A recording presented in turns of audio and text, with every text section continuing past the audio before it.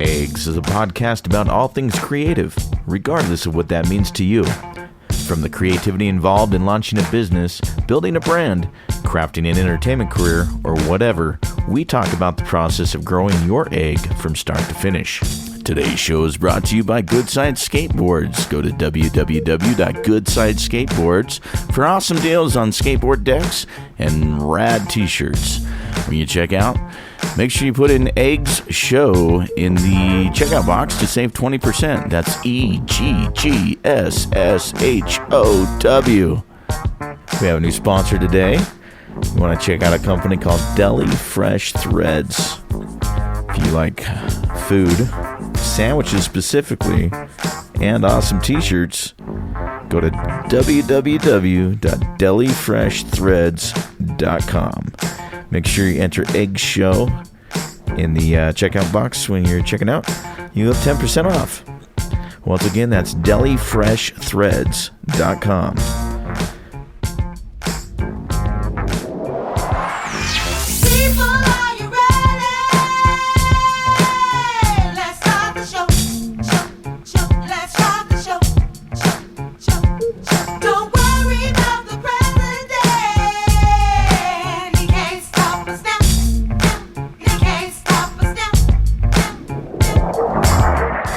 Hey everybody, welcome to the show. We've got a special guest in the office this week. It's kind of a funny story. He and I actually both used to work for the same company years and years ago. However, we didn't work there at the same time. We sort of missed one another, ships in the night, I guess. But we met later at a networking event. And have sort of stayed in touch ever since. He's sort of found his way through navigating the advertising agency scene and is now owning one. So I thought it'd be really interesting to sit down and talk to him. Yeah, but he was more on the sales side of things, though. Yeah. He works on. So most agencies are sort of divided into creative and account, and he would have been on the account side. So our guest today, his name's Adam Stoker. He was born in Oklahoma, and he's lived in a number of different states across the country: Utah, Alabama, North Carolina, Georgia, Alaska, and he's been basically working in advertising since 2007. He's a BYU graduate, and he went to the ad lab there, the prestigious advertising program at BYU, which is actually, I've got nothing but good things to say about him.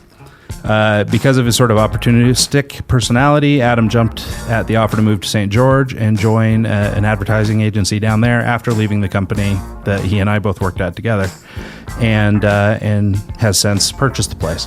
So without any further ado, let's introduce Adam Stoker.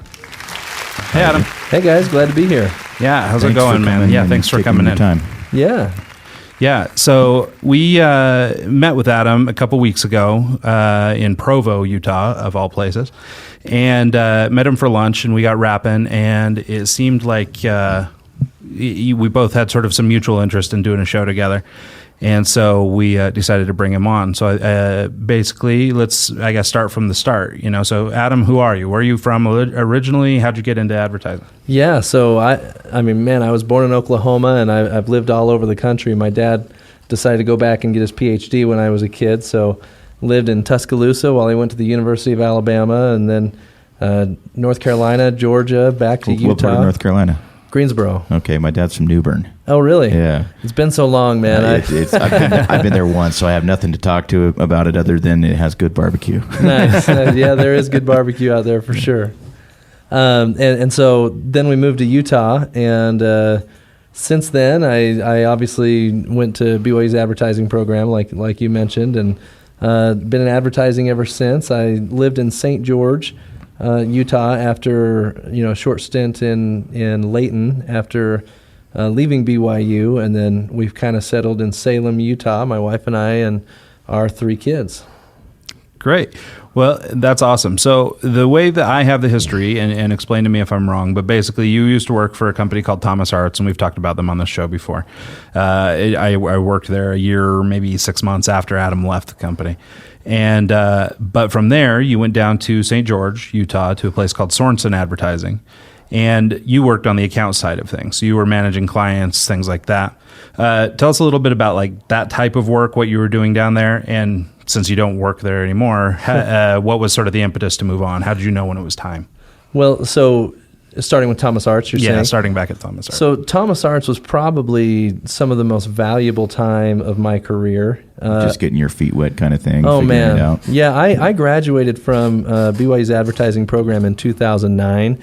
For those of you that were exposed to the industry in 2009, it was probably in one of the worst financial conditions that it had been in a long time. Just the whole ad agency market sort of in general? recession time. And, yeah. Oh, man, every agency I walked into, they'd say, oh, we just laid off 20 people last week. Do you think that had kind of like influenced with the real estate economy, because that was kind of right at the crash at the same time? Absolutely, Okay. absolutely. So with the crashes that were happening in other industries, it caused them to tighten their advertising budgets as a result. That makes sense. And man, ad agencies were really struggling, and here in Utah especially, at least from what I was exposed to, it was hard times. And so I was able to convince Thomas Arts to give me an internship. And at first I was kind of frustrated because I felt like I had plenty of experience and had my degree. I didn't want an internship. I wanted a job. But they... Well, and it's funny that you say that too. So having done a million portfolio reviews and things like that for folks that come out of the ad lab, I have to give BYU's ad lab a little bit of credit and a little bit of crap. So they're really great in that it's more or less an agency atmosphere. So you come through the program as if you work in an ad agency. The pros are you come out very good at what you're doing. You have great experience. You understand everything. The cons is you come out calling yourself an art director or a creative director or a whatever. And unfortunately, you're yet to actually have a job. And so sometimes they run into situations like that. I mean, I can't tell you how many people I've met in portfolio review. They're just showing me the same student work that every other student has shown. And they're saying, oh, well, I'm looking for something as a creative director or as an art director or whatever. And it's like, it doesn't really work that way. But that's why Thomas Arts was so valuable for me. My direct report, my manager, his name was Mike, a great guy. The first thing he said to me is, we're going to beat the BYU out of you when I got there. And I didn't really know what he meant at the time. And they'd had a lot of experiences with people coming out of the advertising program and kind of thinking they knew everything. And I did too. And you know, I wasn't able to see the value of some of those lessons until I moved on and went to Sorensen Advertising from there. But that was the time that I was able to take the foundation that I had learned in school and actually understand the nuts and bolts that connect everything, how to get everything through the process, and how to put together a plan for somebody or write a proposal and or even a creative brief to that point. And really it's where I built the foundation and learned the principles that enabled the rest of my career to happen the way it did. So from there, from sunny Farmington, Utah, you moved to St. George and went to work at Sorensen, I guess as an account coordinator or something like that. So I was an account coordinator at Thomas Arts and was offered a position as an account manager, and that's really what kind of made me want to move on from sort Thomas of some Arts. vertical growth. Yeah, it was time for me, at least in my mind, to get in a little bit better position that allowed me to expand myself and grow. So as you went through the ranks and you moved your way up from manager to director and so on, at some point you made the decision that, you know what, I don't want to be an employee anymore. I actually want to own this place.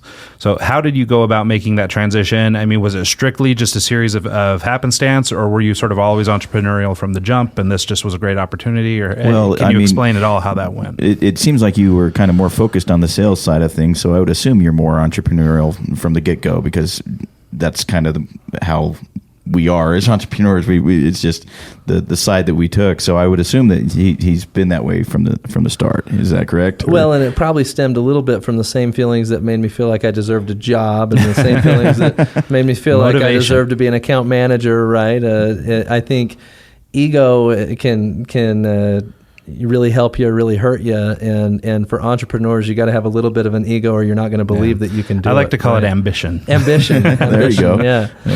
But you know, when I went down to Sorensen Advertising, there was three people in the agency at the time when I went down there, and my job was to grow the business, was to bring in new clients, help manage existing clients, and you know, I even got into recruiting pretty quickly when I realized that there were some holes that we needed to fill, and so really helped to grow the agency so that when the time came for what really happened is I wanted to grow faster than they wanted to. Then I think the agency wanted to grow. They weren't really ready to grow that fast. And so it kind of came down to, okay, well, I want to go faster, so can I purchase this from you and continue on that growth trajectory that we want to go on? Was there I mean, any reason why you didn't just start your own and decided to purchase versus, I guess, moral, ethic kind of reasoning behind that. It's super but common, though, for folks to leave agencies and go start them. I mean, that's kind of normal practice. So purchasing from within is a little bit different model, actually. It was a big internal debate for me on what to do, right? And talked a lot with my wife about it, and definitely had the option to go start my own. But I felt like I had really great relationships with the clients that we had, and really had grown to love the clients that we had, and didn't really want to have to go start over with no clients. Start over and then try and win them back, or whatever that process would be, or get into stealing them away from your former exactly. employer. And really, with the existing employee base that we had, I felt like we had such a great team that I thought I didn't know if I was going to be able to put together the same type of team or again. Better of a team, yeah. Because it's not just the talent; it's how well the talent works together. And man, the creative team, our who now is my business partner and chief creative officer. He was the creative director at the time. I haven't worked with a lot of designers that were that easy to work with, that we could work that cohesively together. And so I felt like separating from that and taking a risk, and not only taking the risk of starting my own business, but starting it with someone who I didn't know what the environment was going to be like, or the process was going to be like. It led to me really wanting to buy the existing business. And because I had been so instrumental in the growth of the business and had all those relationships, I obviously didn't have to overpay for the business either. Sure, that makes sense, yeah. So as you transitioned into ownership, no doubt, the landscape changed a little bit. I mean, you were doing some of the recruiting and stuff anyway, but now all of a sudden you had employees, you had an office. I had a payroll, you had overhead that you didn't have before, and that changes everything. Yeah, you were finding work, and so can you elaborate at all, or talk about any sort of the pitfalls, things like that you came across along the way? I mean, it's obviously a big step from one to the other. Yeah, so I absolutely overestimated how easy it was going to be. I mean, and I think every employee falls into this, that it's like, well, I could do this better, I could do that better. Well, what I found out is that I was a really good account manager, right? And a pretty good business development guy. I knew nothing about accounting. I knew nothing about HR. Managing cash flow and the difference between profitability and cash flow, which are two very, very different things. All those things were big learning curves for me. And the good news, I was pretty honest with the employees when we bought the company, and I said, hey, this is my first rodeo, so there's going to be some ups and some downs, and we're all kind of going to be learning as we go. And, I think the last year has actually been one of the hardest and most rewarding years of my life, because I've had to learn all of those things. But it's almost like, man, if there's ever a way to get a free MBA, I think buying a business is one, because I didn't get to start from ground zero and build piece by piece. I mean, we did $8 million in revenue the year before I took over. So not only did I have to dive in, but I had to dive into a company with pretty robust financials and a lot to learn. Did you have any trouble transitioning from employee to employer in terms of personality conflicts, things like that? Like, how do you change your perception from now you're not just the guy we go to lunch with, now you're our boss? Yeah, you have to make the big call on, hiring, firing, anything like that. That's got to be rough. Yeah, so I still deal with that. I mean, as far as you mentioned, Ryan, changing my perception, or the perception of me in the agency, we lost a couple of employees after the transition that I think had a hard time seeing me as employer as opposed to fellow employee, and I think ultimately it caused them to move on. And we also, my business partner, Jordan, and I talk a lot about the line between friend and boss, right? Yep. And I think, he had the opportunity, because he wasn't here before, to come in and kind of start from scratch.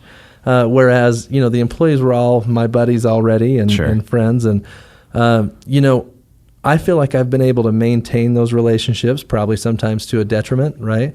But all in all, I'm still working on that transition, and I definitely haven't perfected it. Cool. So just to keep the story moving along, so we go to St. George. We end up acquiring Sorensen. How long were you in St. George? 4 years. 4 years. Mm-hmm. So over the course of 4 years, developing the business, growing the business. Now we're sitting in Provo.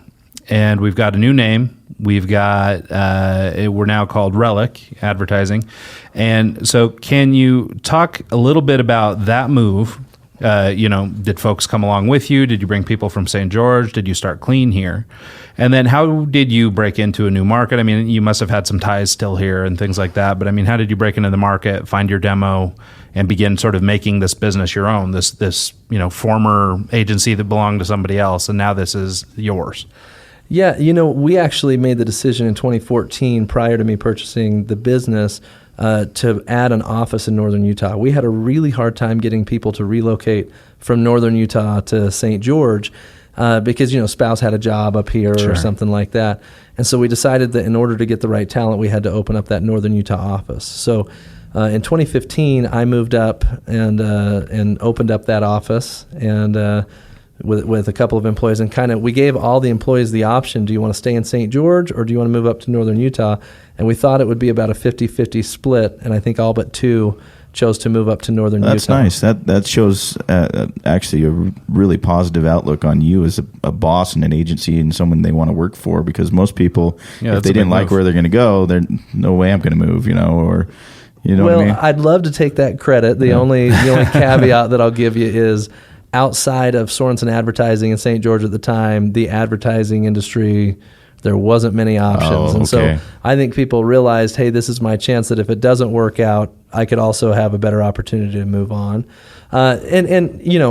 We enjoyed working together. So I'm sure that was part of it too. There was a lot of different factors, but yeah, we were able to have everybody come up here. Yeah, I don't know if I could give up warm winters though. So I might be stuck staying in St. George. It was hard. My wife and I have a dream of someday owning a house in St. George that we can go to on the weekends a few times a year, maybe vacation. For people who aren't aware, so Utah's a pretty big state. Provo is about 5.5 hours north of St. George, and it's snowing today. And the climate in St. George, it could be pushing 75, 80 today in St. George. So it's far enough apart that it's basically desert living down there. So it's a place for the snowbirds. So why Relic? I was reading an article saying that it was like titled. We rebranded, but we're not trying to be a Relic. We're trying to be, forward thinking with it. What's the decision to go with Relic over another name? Well, it's really easy for ad agencies to rebrand another company, but when it comes to your own company, it's very, very difficult. And so we worked on this rebrand for a long time. And what we came down to is the whole reason that ad agencies were created was to generate more sales for their clients. Right. That makes sense. And so somewhere along the line, especially with the emergence of digital marketing over the last 10 years, I think it's migrated all the way to a focus on vanity metrics, like likes, clicks, impressions, page views. And the real question you have to answer is, did my client make more money as a result of using me, right? And so we feel like we're somewhat of a Relic in that we judge our success by sales instead and only of sales, likes and clicks and page views, as opposed to vanity metrics. That makes sense. Okay, yeah, that's really interesting. Well, and what's especially interesting too is because here in Provo, also just for people not familiar with the area, Provo's got like a very vibrant startup business scene, really tech savvy, really tech forward part of the country. In fact, they're calling this area Silicon Slopes now. Well, Adobe's, 15 minutes from here? Yeah, Adobe's not far. Lot. Oracle, many others, and lots of local tech startups, things like that. So it's interesting, because you're right. I mean, really the bottom line in advertising is that ROI, right? I mean, are we actually getting paid back for the money we're spending? And, but all this tech is sort of driving this vanity-based model. And so I'm sure that's a bit of a challenge. So given that your sort of focus is actually on making them money versus making them popular, how do you break into Provo, which is such a tech-savvy area and stuff like that? Do you look for clients in that type of industry, or do you stay with more traditional advertising clients, or what do we do? So the agency has 3 industries that we really focus on. The first is tourism. And so we've had tourism for years, right? And we've got Bryce Canyon Tourism. We do Tuacahn in St. George, Cedar City Tourism, Vernal Tourism. We work with several tourism offices across Utah. And so that's one. We also work with telecom companies. So that would be internet, TV, and phone. And didn't you pick up a fairly large client in Wisconsin that's a telecom client just off of a cold call? Yeah, at the time they weren't. It wasn't a Wisconsin-based company. At the time, it was a small regional telecom. And I saw their name was Baja Broadband. I saw one of their trucks driving by. My job was to grow the business, so I called off the side and asked for the director of marketing. 2 years later, they were spending $2 million a year with us. They were purchased by TDS, who is a Fortune 500 company out of Madison, Wisconsin. Wow, that's incredible. And really the part where I tried not to toot my own horn earlier. I'm going to toot it now. We were able to retain TDS as a client, even though they were a Fortune 500 company taking over and they got bought out. A small regional business. And for a young agency and just having been over this little piece of regional business, I mean, that's a huge success. It was awesome. Yeah, no, that's amazing. So I've got to let me answer the rest of your first question. Yeah, sorry, the last one is technology. Okay, and technology is a new industry for us, and it's really because of the startup B2B culture here in Utah County. My business partner, who I went to high school with him. We served an LDS mission in Brazil together for 2 years. Worked together at a small digital marketing firm in 2008. And he and I have always wanted to kind of bring it back together, right? He was the first digital hire at Pluralsight, which is a huge, unicorn startup here in Utah. And he basically learned everything that you could need to learn to market for a B2B SaaS company. And so when he came in and he and I purchased the business together, a lot of his contacts that had been in the B2B world here in Utah followed his experience in the door. Can you, for those that don't know, like this guy sitting right here, what is B2B? Oh, business to business. Okay, Sorry, and SaaS is broken down as? Software as a service. Okay, yeah. Right. Sorry about that. Oh, it's totally probably good. Yeah, and then we get a little jargony DJs sometimes. don't work in the agency business. Jordan opened me up to a whole new world of acronyms when he and I became partners. It's the beauty of the tech biz, right? Yeah. There's too many big words. Yeah. Or short acronyms. Yeah. But that's where our major growth has taken place over the last year or so, is bringing on several of these startup tech companies that may have just received their Series A funding or something like that, and help them kind of dial in their numbers like cost per lead, cost per acquisition of a customer, lifetime value of a customer. And actually get them the real stats of what they're... Yep. Yeah. Create a predictable machine that allows them to know, for every dollar I spend, what am I going to get back on the other side? Sure. Now, I don't want to go backwards too much, but there's one little thing I wanted to talk about with the rebrand that I think is, maybe a bit of advice that you could share with other people that would be beneficial. So, I mean, to go take an established company and rebrand is a really bold move and a brave move. And I wanted to know, have you run into, or do you have any advice for people who are maybe trying to reinvent themselves or find a new niche in a market or whatever through renaming or rebranding? Like, are there pluses and minuses in renaming? Maybe in your case, everything was good and safe and secure, but did you encounter any issues in doing that? Or should people just be brave enough to do it? Well, I'd say that's definitely situational, right? The first thing that we really took into account was Sorensen advertising without a Sorensen involved. Just didn't make sense. And that was who we were, but it wasn't who we aspired to be. And we really looked at not only why do people buy from us, but why do we want them to buy from us in 2, 3, 5, 10 years, right? The retention part of it. Exactly. Yeah. And so we decided that the ROI is the biggest factor in why somebody would want to do business with us or why our current clients did business with us. And so we really wanted to tie our name to ROI. And that's why we feel like, it's a weird name for an ad agency to be called Relic. I mean, ad agencies are supposed to be cutting edge, and we definitely are. We use modern tactics, but to accomplish a very, very old principle. So your mascot is an elephant. Yes. Yeah, so we need to ask about the literal elephant in the room.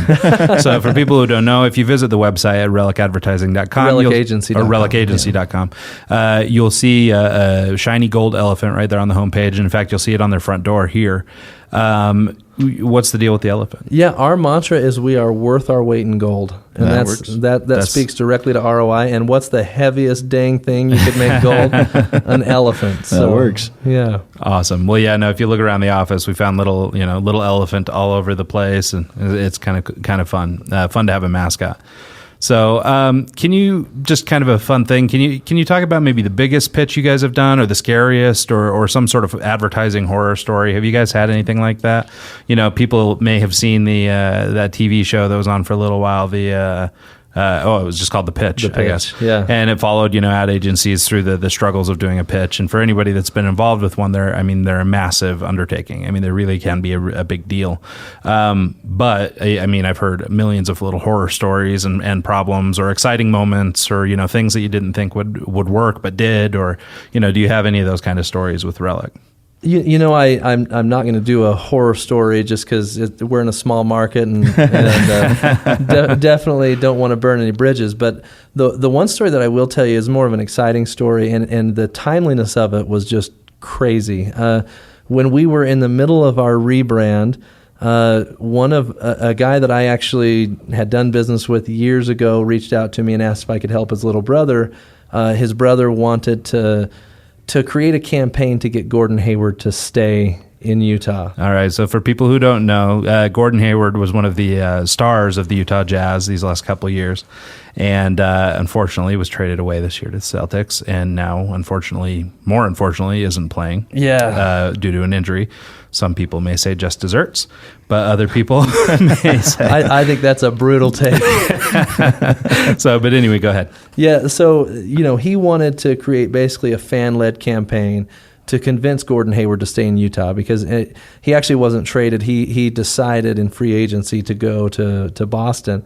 But during that time, this guy wanted to create he wanted to put up one billboard with a stay word message, hashtag stay word, so that fans could talk about getting Gordon Hayward to stay and use that hashtag and kind of have a consistent place to communicate on Twitter and Facebook and Instagram.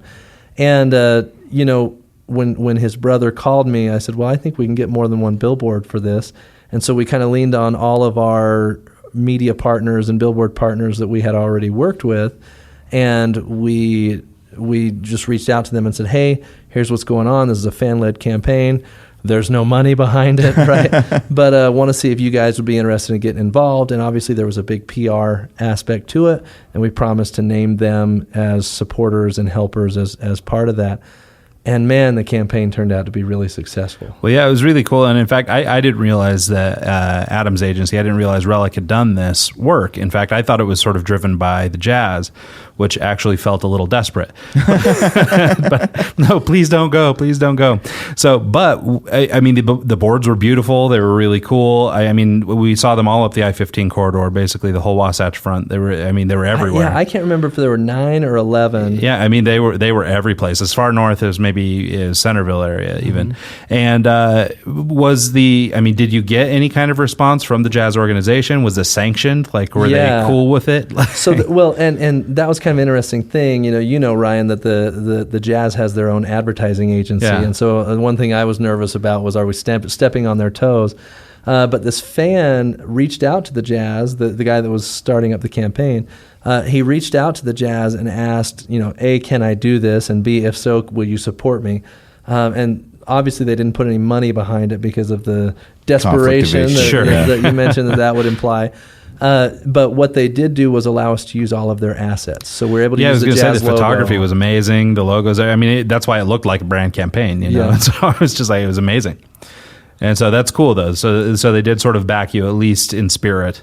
Exactly. And provided some assets for it. And there was a couple of major anonymous donors, too, that put some money behind it to pay for the production and printing of the billboards. Sure, yeah, because even if you get a media company to run it for free, stuff still just costs money. Exactly. So yeah, no, that's really cool. And it was, I think I read that it was crowdfunded. Is that basically how he was able to get some money going for it? So a very small portion of it, yes, was crowdfunded, and he was able to, I think it was a GoFundMe campaign, and he was able to generate, I believe, between $5,000 and $6,000, which paid for one of the boards that we put up during that time. and then we were able to get the rest donated through private donor. That's fantastic. Did you see any new clients or anything from that because of that campaign that you were able to pick up because of just the local aspect of it? You're asking me a very loaded branding question. Oh, never mind. I don't know. No, the reason I say that is because one of the principles everybody asks me, does branding still work? Like, should you be doing traditional TV or traditional billboards and all that kind of stuff? Well, yeah, right? It's kind of switching to more of a digital marketplace versus the direct mailers back in the day or something to that extent. It's changing. Well, the industry is definitely changing, but branding is still a really important function, and by using this as a component of launching our brand. Every time I talked to somebody over the next 2 months, a potential client or whatever, it's like, oh, you guys did the Stayward campaign, right? Yeah. And so even if it wasn't, I didn't get any phone calls saying, hey, I want to work with you because you did the Stayward campaign. The Jazz didn't give you a little backhanded compliment saying, hey, buddy, what's your pricing look like? I think then Saxon Horn would have been upset. Yeah. But I do feel like it warmed up the doors that we were going to be knocking on over the next couple of months. And we definitely feel like from a name recognition standpoint, between all of the different media components that we got over the first 4 months of our rebrand, way more people than should feel like they know who Relic is. And I think a big portion of that was a Stayward campaign. That's awesome. Yeah, that's great news. So sort of in closing or to start wrapping up, where to from here? What's the future of Relic look like? Do you hope to evolve? What types of new work? Do you have big plans, a campus like Apple's building? Or, what do we got in the future for Relic? We're building a 15 million square foot building right now. No, we have big plans. I think the team that we've put together here is a special team, and I would not have been willing to buy the company as opposed to starting my own if we planned on keeping it kind of the same size. We definitely have some real growth aspirations. We already do a little bit, like we have clients in Mississippi, Wisconsin, like we talked about, Oregon, here in Utah. And we plan on expanding that a lot in each of our 3 industries that I talked about, tourism, telecom, and technology. And we are working right now on our campaign that we're going to launch to each of these industries to take the principles of what we're teaching all these other companies and actually apply them to ourselves, which for some reason ad agencies really don't do. Yeah, no. We were just talking about this the other day. I can completely relate. So I know what this is like. And for anybody that's listened to this show with any regularity, they've heard me complaining about some of these problems. And finally, any parting advice, any general info that you'd like to share, words of wisdom, things you've learned from other people or experiences that you could share with sort of a general audience? Yeah. Not everybody's an ad agency owner, whatever, that listens to this show. But I think it goes back to one of the principles that I learned, luckily, through my manager at Thomas Arts, which is, and millennials take a lot of flack right now, I think, with, everybody says they feel entitled and that they want to run faster than they're supposed to and all this kind of stuff. And my advice to millennials would be that pay your dues does not mean just sit down and shut up for 2 years while the big boys do the work, right? Pay your dues means get in, learn the processes, learn the nuts and bolts of an organization, and then make your impact on the organization. And you will avoid the mantra of, millennial just wants this, millennial just wants that, by coming in and learning the processes and understanding the context of a lot of the stuff that you're doing, and then make your impact, because you can leave an incredible impact on a business or an industry. But you cut yourself off at the knees a lot of times, coming in just expect it and trying too early. And it's not. I don't think millennials feel the entitlement that a lot of people try to peg them with, but I think their actions imply that. And so I would say pay your dues, but don't pay your dues in that you need to just sit down and shut up and watch everybody else do the work for 2 years. Learn the processes, learn the nuts and bolts, learn what's going on within the organization that you're working for, the industry that you're working in, and then, just go all out. Full speed. Yeah, full speed. I think that's a really smart take because, it's true. The millennial crowd does really get short shrift these days. And you're probably right. It's really probably just a game of perception more than anything. So, But I think that's really good advice. We've long advocated in this show working for free and finding mentors and things like that to try and work your way through the business. So I think that's Jeff really good advice. the other day was talking about just grinding, getting in and getting the work done. Back in the day when you first started DJing and coming up in the industry, you would grab the crates of records and help haul it in and just get your foot in the door through that route. And I think it's the same. Yeah, and it's the same in advertising or really anything. You try and get your way in one way or another. I mean, my story with Thomas Arts, for example, is I donated a month of my time for free to learn the business. And then 2 years later they hired me. Yeah. So I mean, but it's all because I stuck my foot out there first. And I'm stealing this from Gary Vaynerchuk. This is not an Adam Stoker original, but if you have to choose between talent and hard work, you're going to take the hard worker every single time because you're going to get an output there, whereas talent is kind of a gamble because you don't know if the work ethic is there. And the talent's going to evolve as the hard work's put in. Absolutely. And it's like learning to play an instrument or something. You're not going to be good at first, but eventually the harder you work, it's just going to come with it. Yeah. Well, and I think, that's the moral of the story, right? Is that hard work. So with that, everybody, please check out Relic Advertising at relicagency.com. They're at Relic ADV on Twitter or at Relic Advertising on Instagram. Adam, anything else? No, I appreciate you guys having me on. Thank you for taking the time. Cool. Yeah, thanks for doing it. It was a lot of fun having you around, and it's been great catching up a lot lately. So that's a good thing. Same here. So cool. And with that, we'll see you all next week. You can catch Ryan at r2mg.com, and you can catch me at djontic.com. And everything you need to know about the show is at eggscast.com or at eggsshow on Twitter and Instagram. All right. Thanks, guys. See ya. Told area group we gon' make it all happen right here, right now. Calling out, told area group we gon' make it all happen right here, right now. I said calling out, told area group we gon' make it all happen right here, right now.